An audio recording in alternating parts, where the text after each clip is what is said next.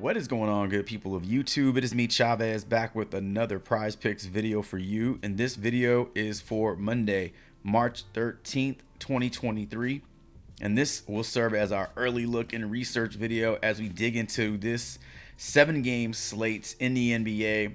Over on Prize Picks, there are no picks or props for us to look at. Still waiting on that New York Knicks LA Lakers game to tip off. So until that game is well into the second half, we won't be able to see any props on the board for Monday. So we will be spending the majority of this video checking out information over on lineups.com and props.cast, digging into some available projections. Yeah. And that's really it. Just a super high level look into the slate for Monday. So if that sounds good to you, then we will not delay any longer. Let's head on over to lineups.com, check out the schedule, check out some point spreads, and then we'll check out some available player projections over on props.cash. Over on lineups.com, we have our 7-game slate available for us for Monday, March 13th, starting off with Indiana in Detroit, Memphis in Dallas, Minnesota in Atlanta, Utah in Miami, Boston in Houston, Phoenix in Golden State, and then ending the night with both the Phoenix Golden State and the Milwaukee Sacramento games will be at 9 p.m. So taking a look at some point spreads, the big one that stands out right now, Boston in Houston, so they're 13-point road favorites. I wouldn't be surprised to see some Celtics sit out on this night. And this is a game that they can easily win with some second unit guys, for sure. But on the Houston side, a few players stand out. You know, we've been having some success with Kenyon Martin Jr. and some first half success with Sengun. He doesn't really do a whole lot in the second half, and his minutes have been there, but his production has been pretty much capped. But his first half props have been pretty low, so I've been playing a couple of those over the last few days. And then the other point spread that's above 5 is that Miami and Utah Jazz game in Miami, and they're favored by 7. Every other game is, pretty tight. 5-point spread for the Hawks, 4.5-point spread for the Warriors hosting the Suns, and Indiana and Detroit is the other one, 3.5. So let's head on over to props.cash. Let's check out some player projections. I have a few things written down that stood out to me, and I'll tell you why I am liking these right now, and then we'll see what the props are tomorrow and see if we still want to play them. The first prop I want to take a look at, or the first projection I want to take a look at, is Chris Paul's points, 14.5 versus the Golden State Warriors. And a couple things stand out to me in this one. Number one, past 2 games, Chris Paul has been scoring a ton, and that's because Kevin Durant's not in the lineup. So we go back to Chris Paul being that second option on the team behind Devin Booker. We can see what the difference is when Durant wasn't in the lineup this year over the last 10 games. Chris Paul did a ton more scoring. I mean, well into the high teens, almost 20, in some of these games. And then with everyone available, we can see Durant's debut in Charlotte. In those 3 games, Chris Paul's scoring just took a nosedive. As we anticipated, him being much more of a facilitator with, some bona fide all-star scorers out there in Durant and Booker. But now that Durant's not there anymore, Chris Paul has had to take on more of a scoring role. I just look for that to continue versus Golden State. And 14.5 to me seems right about where we want it. I don't think it's too high. I don't want to play a bump on this one. If it did get bumped up to 15, I don't want that. I want it at 14.5. And then another prop for Chris Paul that stood out to me, going to be his assist, and then his overall his points and assists. So his assist at 9.5 look good to me, and then his points and assists. I would like his. If I had to put these in order, it would be his points, number 1, and then points and assists, number 2, and then just assists, number 3. Just because he has to take on more of a scoring role, that limits his opportunities to facilitate, or it cuts into his opportunities to facilitate. And so if you just take his assists, it's very possible that he gets you 8 or 9, but gets you, 18 or 19 points. And let's say he got you 18 points and he got you 9 assists. Well, that's 28, and his points and assists right now is set to 24. So that's the first projection that stood out to me that I wanted to talk about. Now, this game right here, I'm going to see if I can highlight it without it clicking. Nope, can't highlight it.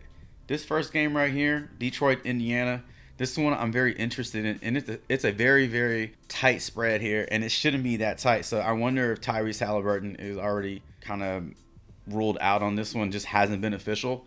I tell you what I'm more interested in this one is on the Pistons side. If we continue to see the amount of bodies out for these Pistons, like last game, Jaden Ivey was out, Burks was out, Hamidou Diallo was out. I'd look to Killian Hayes and Isaiah Livers to just have a ton of usage. So right now over on props.cast, there aren't very many players from this game listed, but we do have Killian Hayes, and I wanted to pull up just what he did last game versus Indiana. And in that game, we did not have Jaden Ivey in that game. And you can see over the last 5 games, without Ivey in the lineup, Killian Hayes' points just increased. I don't even know what that was, by how many points that was. So 14.6. Yeah, they increased by about over 5 per game. Now, I only like Killian Hayes tomorrow if Ivey is ruled out. And what I like the most for Killian Hayes are going to be his points, 14.5, and then his points and assists versus an Indiana defense that gives up a ton of points a game, a ton of assists a game, and they also play at a very fast pace. Very poor defensive efficiency for Indiana. And that's the one play as of now that I really am liking for Detroit. I wouldn't mind taking a shot on James Wiseman. For James Wiseman, he saw limited minutes. He's been seeing limited minutes. He had that one nice game against Washington where he put up almost 35 minutes, but the other 4, he's under 27, like right around 26. While he doesn't get into a ton of foul trouble, he just gets into enough foul trouble, and it limits his production. And he's still very new to this team. I mean, he's still learning and trying to adapt. Points and assists, or not points and assists, points and rebounds here, but his points are set to 16.5. He's gotten 16 in 2 of his last 3, and then gotten 21, in one of those 3 games. Then they have his points and assists set for 17.5. So if we anticipate, like, what if Miles Turner sits out and Halliburton sits out? Or if Miles Turner sits out, that opens things up for James Wiseman to have a pretty good game. And we can see him score, 17 points, 18 points in this one. I wouldn't be surprised. So that's behind Killian Hayes. Killian Hayes is my favorite play from the Pistons. And that's only because of the amount of injuries and the unavailability of some of those guards over in Detroit. Last prop that I want to talk about, or just last game that I want to talk about today, the projection I want to talk about is going to be on the Miami Heat side of this Utah and Miami game. And it's going to be Jimmy Butler. And I'm looking to attack Jimmy Butler's props just like we did the day a couple of days ago where we went 3-0 on his props. So I have a few reasons behind this, and I'll share with you what those are right now. Before we dig into his projections, I wanted to pull up the standings as of now, and the Miami Heat sit at number 7 in the East. I don't know if they'll catch the Knicks, but they should be more worried about making sure the Hawks don't catch up to them. So the Heat are in must-win mode right now and trying to not fall out of that 7th seed. Taking a look at Jimmy Butler's 10-game log, this is kind of what I really like seeing, is just this increased production as we move forward. Now, does it get any higher than 38? He could score 40 tomorrow for sure, but I wouldn't care if he scored 40 or 25 because his prop is set to 24.5. So whether he gets you 25 or 26 or 33 or 38, doesn't matter. All I know is that Jimmy Butler is turning it on at the right time to close out the season, and he's really just carrying his team. I like his points for tomorrow as of now, and then I want to take a look also at his points and rebounds, because his rebounds are set to 6.5, and now he's come short. He's fallen short of this by 5, but 3 games prior to that, he's really stepped it up. But if you want to play his rebounds, you could do that. However, I look at this the same way we looked at Chris Paul's points and assists, where Chris Paul's taking on more of a scoring role now, and now his assists are probably going to take a back seat to his scoring. So playing his assists alone is a little bit more risky than it usually is, but playing his points and assists is a better move because whatever he lacks in those assists, he'll make up for in points. So same thing with Jimmy Butler here. Looking at his points and assists, currently set to 29.5. Jimmy Butler can go out and score 30 tomorrow and cover this prop. Jimmy Butler's points and rebounds are set to 31.5. Jimmy Butler can go out and score, 29, 30 tomorrow and grab 3 rebounds for sure. So I like all 3 of those props. And if we like all 3 of those props, then we have to take a look at his PRA. And then I'm assuming his fantasy points are going to be right around 39.5, between 39.5 and 40.5, maybe 41.5. We'll see what that looks like when it comes out. But it's possible that we could like 4 props for Jimmy Butler tomorrow versus the Utah Jazz.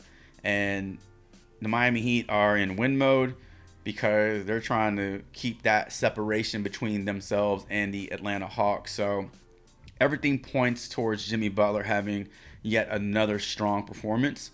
So those are the props that I like for him tomorrow night. And then there is one more prop or projection that I like, but it's not on the board. And just looking at the Milwaukee-Sacramento Kings game on the schedule, I'm really liking, I think I'm going to like the props for Brook Lopez tomorrow. Now, I don't know what I'm going to like for Brook Lopez, but if we pull up the Milwaukee-Sacramento game, you can see that there's nothing available for us to look at. So I went ahead and I tried to pull up Brook Lopez's 10-game log, but it still just pulled up every game he played this season. So just doing some simple math, and I went down 11 games because I had to count 11 games before I found a game that he didn't score in the double digits, at least 10 points.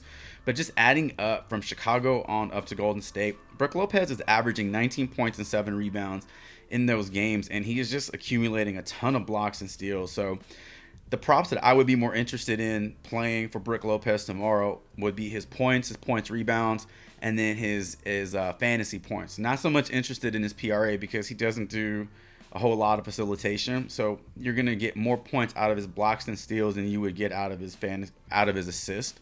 So those would be the props I'd be more interested in playing. We'll see what that looks like for tomorrow. And if Giannis happens to sit out and it's already announced prior to the props coming out, we're definitely not going to get a discount on Brook Lopez's props. However, if Giannis is considered in and then all the props drop on the board and then he's scratched, then we might be looking at an opportunity to get Brook Lopez's points and rebounds at a discount before they're bumped up. So we'll see what the injury report has for us. There's not one available. There's not one issued yet for Monday, but all that will be covered in our final look video. And ladies and gentlemen, that is going to do it for today's early look and research video. Just to recap it all, we talked about a few games that stood out, but talked about some players and some of their projections. We don't know if those will be the official prop numbers, but so far we like Chris Paul, points and assists. Talked about Jimmy Butler, possibly liking up to 4 of his props for tomorrow versus the Utah Jazz. Talked a little bit about the Detroit injury report, and if the same players are ruled out, then liking the usage for guys like Killian Hayes and even Isaiah Livers, maybe James Wiseman, we'll see. And then spoke a little bit about Brook Lopez to end the video and where we would like to play his props, especially if Giannis is out tomorrow versus the Sacramento Kings. So we'll be able to dig into all this and more in the final look video. But as always, thank you so much for stopping by the channel, just checking this video out. Leave me a comment below letting me know who you are most looking forward to playing tomorrow on the board. Who do you have your eyes on in terms of just looking at the schedule and the information that we covered today. And then yeah, thank you so much again for all the support and just helping this channel get a little bit bigger every single day. I truly appreciate it. And until tomorrow's final look video, Chavez is out.